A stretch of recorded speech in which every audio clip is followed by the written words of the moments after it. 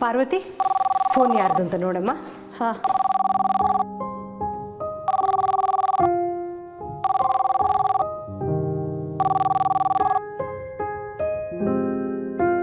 Hello. Hi Parvati. ಹೇಳಿ ಚಿಕ್ಕ ಯಜಮಾನ್ರೆ. ನಾನಿವತ್ತು ಸಖತ್ ಖುಷಿಯಾಗಿದ್ದೀನಿ. ಒಳ್ಳೆ ಆಕಾಶದಲ್ಲಿ ಹಕ್ಕಿ ಹಾರಾಡುತ್ತಲ್ಲ ಆ ಫೀಲ್ ನನ್ಗೆ ಇವತ್ತು. ಯಾಕೆ ಅಂತ ಕೇಳು ಪಾರ್ವತಿ. ಚಿಕ್ಕ ಯಜಮಾನ್ರೆ, ಏನ್ ಇವತ್ತು ಇಷ್ಟು ಖುಷಿಯಾಗಿದ್ದೀರಾ? ಇಷ್ಟ ಇಲ್ದಿರೋ ಮದ್ವೆ ನಿಲ್ತಿದೆ ಅಂದ್ರೆ ಯಾರು ಖುಷಿ ಆಗಲ್ಲ ಹೇಳು.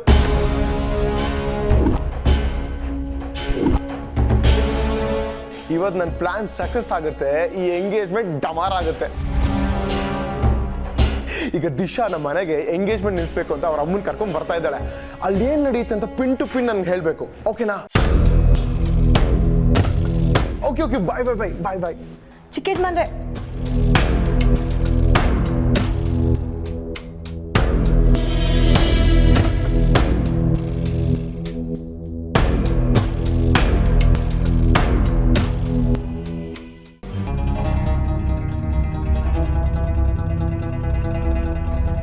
ದಿಶಾ, ನಾ ಹೇಳೋದು ಸ್ವಲ್ಪ ಕಾಮ ಕೇಳು.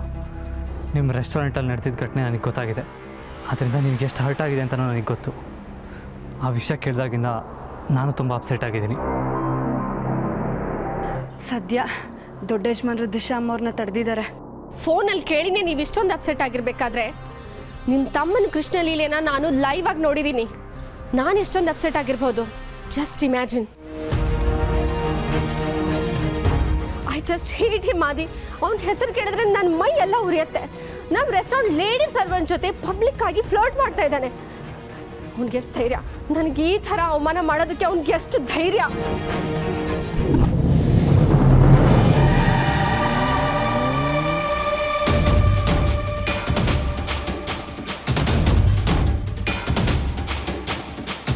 ಬ್ರೋ, ಯಾಕೆ ಬ್ರೋ ಇಷ್ಟೊಂದು ಸ್ಪೀಡಾಗಿ ಓಡಿಸ್ತಾ ಇದೆಯಾ?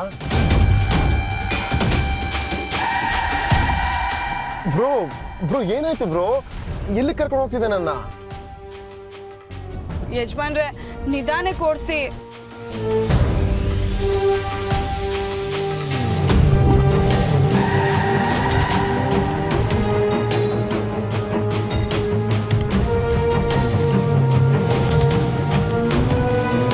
ಬ್ರೋ ಸ್ವಲ್ಪ ನಿಧಾನಕ್ಕೆ ಹೋಗಿ ಬ್ರೋ. ಎಲ್ಲಾರು ಗುದ್ಬಿಟ್ಟು ನಾವು ಮೇಲೆ ಹೋಗ್ಬಿಟ್ರೆ ಕಷ್ಟ.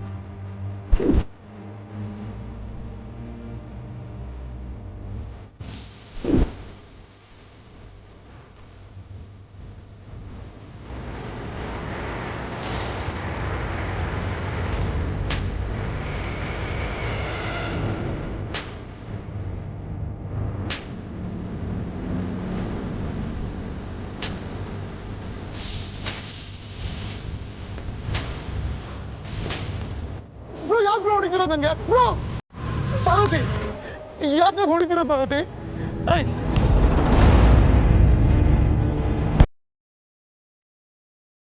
ನೀನೇನು ದೊಡ್ಡ ಮನ್ಮತ ಅನ್ಕೊಂಡಿದ್ಯಾ? ಛೇ, ಶಿವ ಎಷ್ಟು ಪ್ರೀತಿಯಿಂದ ಸಾಕಿದೀವಿ ಗೊತ್ತಾ ಪಾರ್ವತಿ?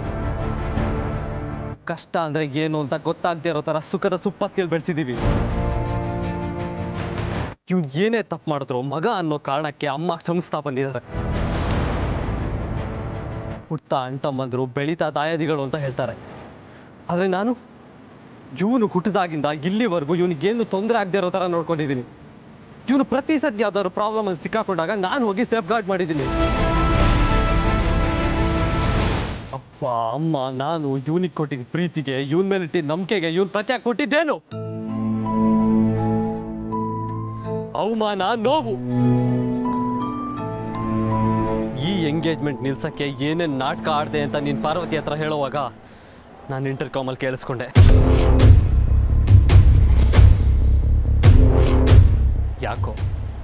ಯಾಕೋ ಪ್ರೀತು ಹೀಗೆ ಮಾಡ್ತಾ ಇದೆಯಾ?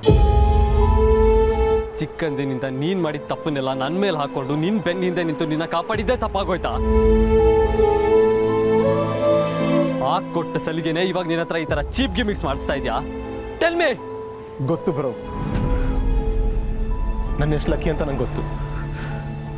ಯಾವ ಜನ್ಮದಲ್ಲಿ ಏನು ಪುಣ್ಯ ಮಾಡಿದ್ನೋ ಗೊತ್ತಿಲ್ಲ. ಈ ಜನ್ಮದಲ್ಲಿ ದೇವರಂತ ತಂದೆ ತಾಯಿ ಸಿಕ್ಕಿದ್ದಾರೆ. ನೀನು ನಿನ್ನನ್ನು ಎಷ್ಟು ಪ್ರೀತಿಸ್ತೀಯ ಅಂದರೆ ಪ್ರಪಂಚದಲ್ಲಿ ಯಾವ ಅಣ್ಣನ ಒಂದು ತಮ್ಮನ ಅಷ್ಟು ಪ್ರೀತಿಸೋಕ್ಕೆ ಸಾಧ್ಯನೇ ಇಲ್ಲ. 22 ವರ್ಷದಿಂದ ನೀವೆಲ್ಲ ನನ್ನ ಮಗು ಥರ ಸಾಕಿದ್ದೀರ, ಕೇಳಿದ್ದೆಲ್ಲ ಕೊಡಿಸಿದ್ದೀರ. ಬಟ್ ಈಗ ನನ್ನ ಲೈಫಲ್ಲಿ ಒಂದು ಮೇಜರ್ ಟರ್ನಿಂಗ್ ಪಾಯಿಂಟ್ ನನ್ನ ಮದುವೆ ಯಾಕೆ ನೆಗ್ಲೆಕ್ಟ್ ಮಾಡ್ತಿದ್ದೀರ? ನನ್ನ ಮಾತುಗಳಿಗೆ, ನನ್ನ ಭಾವನೆಗಳಿಗೆ ಯಾರು ಬೆಲೆನೇ ಕೊಡ್ತಿಲ್ಲ. ಯಾಕೆ? ಮನೆತನ ಗೌರವ ಅಂತ ಸ್ವಲ್ಪ ಸೈಡ್ಗಿಟ್ಟು ಸ್ವಲ್ಪ ತಮ್ಮನ ಬಗ್ಗೆ ಯೋಚನೆ ಮಾಡು ಬ್ರೋ. ನನಗೆ ದಿಶಾ ಅಂದ್ರೆ ಸ್ವಲ್ಪನೂ ಇಷ್ಟ ಇಲ್ಲ. I hate bro.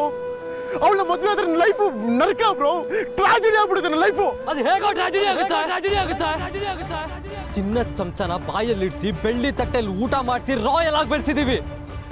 ಕಷ್ಟ ಅಂದ್ರೆ ಏನು ಅಂತ ತೋರ್ಸೇ ಬೆಳೆಸಿದೀವಿ. ಆದ್ರೆ ನೀನು ನಮಗ್ ಮರ್ಯಾದೆ ತರುವಂತ ಒಂದೇ ಒಂದು ಕೆಲಸ ಮಾಡಿದ್ಯೇನೋ? ಬದ್ಲಿಗೆ ಈ ಎಂಗೇಜ್ಮೆಂಟ್ ನಿಲ್ಸಕ್ಕೆ ಅದ್ ಏನೇನ್ ಚೀಪ್ ಗಿಮಿಕ್ಸ್ ಮಾಡ್ಬೇಕು ಅದೆಲ್ಲ ಮಾಡ್ತಾ ಇದ್ಯಾ.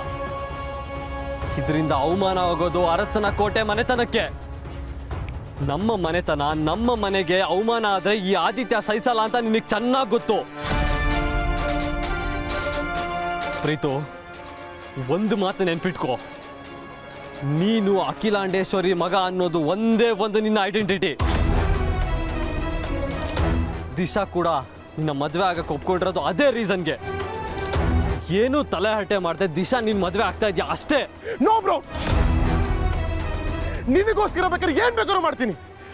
ಆದ್ರೆ ಡ್ರಾಮಾ ಕ್ವೀನ್ ದಿಶಾ ಮದುವೆ ಆಗೋದು ಮಾತ್ರ ಫೋರ್ಸ್ ಮಾಡಬೇಡ, ನಂಗೆ ಇಷ್ಟ ಆಗಲ್ಲ. No second thought, you have to marry her. ಇಲ್ಲ ಬ್ರೋ, ಆಗೋದಿಲ್ಲ. ಏನ್ ಮಾಡ್ತೀಯಾ? ಸಾಯಿಸ್ತೀಯಾ? ಸಾಯಿಸು.